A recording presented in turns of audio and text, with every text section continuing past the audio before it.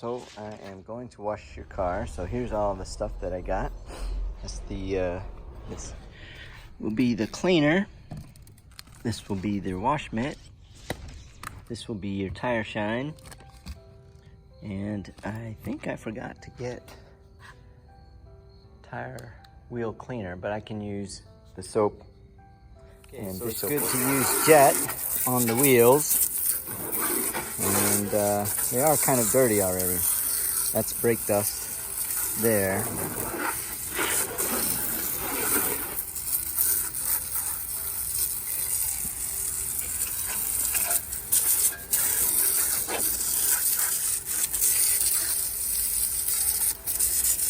But not too much of this is cleaning off with this.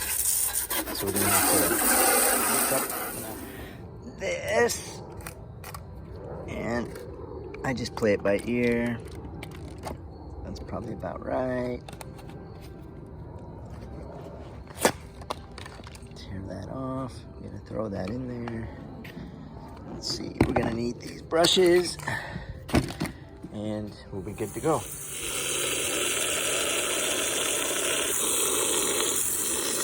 For the wheels,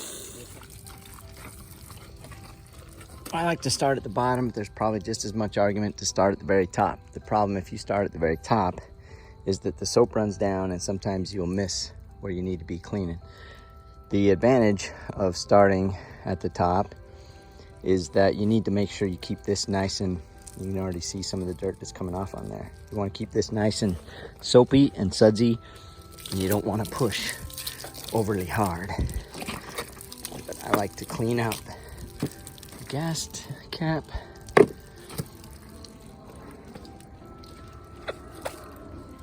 And wash along the bottom. Again, like I said, you don't want to push too hard because you don't want to scratch it with the small little bit of dirt. Really clean the seams of the glass well. It'll make your job a lot easier to clean the glass. And you want to clean these little gaps and stuff. Is the first car that I've seen that you can't lift up your wiper blades. So I suppose that's why there is an option in the car that says you can move the blades straight up, and that might make washing it easier in the future. One thing you do want to make sure you do is clean the wiper blades so you can clean all the dirt off of there. And then this one is kind of strange because the light is under there and there's a lot of cover, so you need to make sure you clean up under there as well.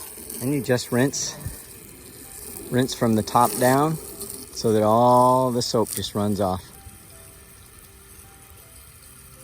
So I went and put a little bit of Dawn because of the degreasing to clean the wheels. You don't necessarily want to use much Dawn on the paint, but it works great on the tires. Okay, so we're gonna soak that up. Let the tires down one more time. And we'll use these. This one should work well for the wheels, which your wheels are actually really good. You want to clean back in the back as far as you can reach. And these little spaces in between, eventually they'll get dirty from the brake dust, but this is pretty cool because you can reach way back there and it makes a lot of difference. You can be able to see it. You'll want to pay attention to the corners. And ironically, when you were a little girl, when we were washing the Jeep, this used to be the job you loved to do. So I wonder if when you're going through it, if you're gonna have flashbacks of washing the old Jeep in Colorado. You're about 3 years old, I think. New design that I'm excited to try, because you see it's a little bit curved. And oh man, it works good. It works good on these. So you don't have white walls like we used to on the Jeep. So all you really need to do is get the dirt and the rubber oxidation off. After a while, you'll probably have some of the tire black stuff you'll need to take off, but it's a good thing too. Take that, scrub around the bolt holes one last time around the edges. And we're gonna rinse this off and move on to the next one. But you do want to be able to get the edge here all the way around. And you just toss it in there. Grab your hose. I like to put it on jet, and then let's spray it off. After you go for a while, you'll end up getting dirt in the wheel wells, and you'll need to put one of the brushes in there probably, or spray. But because this is a wrapped car, you need to be careful, because where the edges are wrapped there is probably where they're most vulnerable. Wheels are another example of where I like to start at the bottom, because as you move your way up around the wheel, the soap will run off and you can't tell where you've already cleaned. So it's also a great way to be able to tell where you've been. I like to start on one side and just go clockwise or whatever floats your boat, but after you get used to it, you'll figure out what works well. But these are cool because you can, with this brush, you can reach behind here like this, and you can reach all the way over to those other edges. And then hose it off from the top down. Pulls all that soap off. Spray out the wheel, the lug nuts. Clean off the brakes there.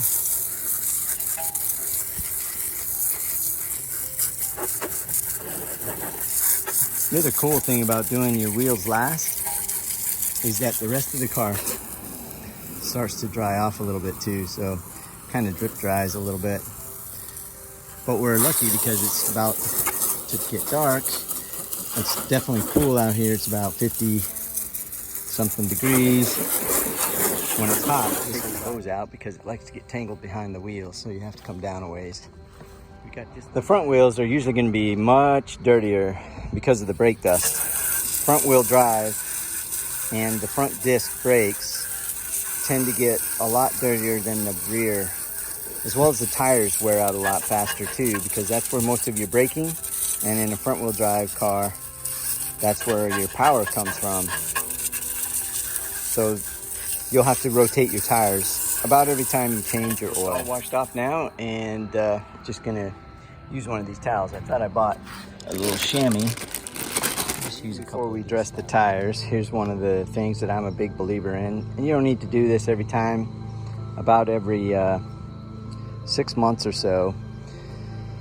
And it has the instructions on there, which basically says, you know, use it on a damp, let's see, it probably says a dry cloth. And actually the ones I like to use the best are the white towels, because I think something to do with the grit seems to help clean a little bit better. Kind of shop towels here, and what I'll do is I'll spray the Rain-X right on the towel, and then I'll spray the Rain-X right on the towel. And what I like to do is just go in circles. And what it really is doing is cleaning, and you want to put it on a haze.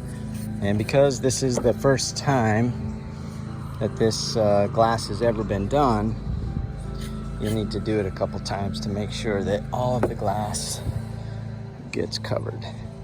Then you leave it to dry, and so by the time we work our way around, it's usually ready. The first time I go around, I like to do in circles like this, like in the Karate Kid, wax on, wax off. And then as I come around the second time, what I like to do is go in parallel with the way that I think the rain would go. And it's probably not real, but I like to think that it helps channel the water off of the glass, and you have a lot better visibility. Not only do I do it to the glass, but I also do it to the tail lights, the brake lights, and I like to do it to the camera lenses to help keep them clear. Now, one area that really improves your visibility is actually the passenger side, because I don't know if you know, but the windshield wiper it misses a lot of the glass.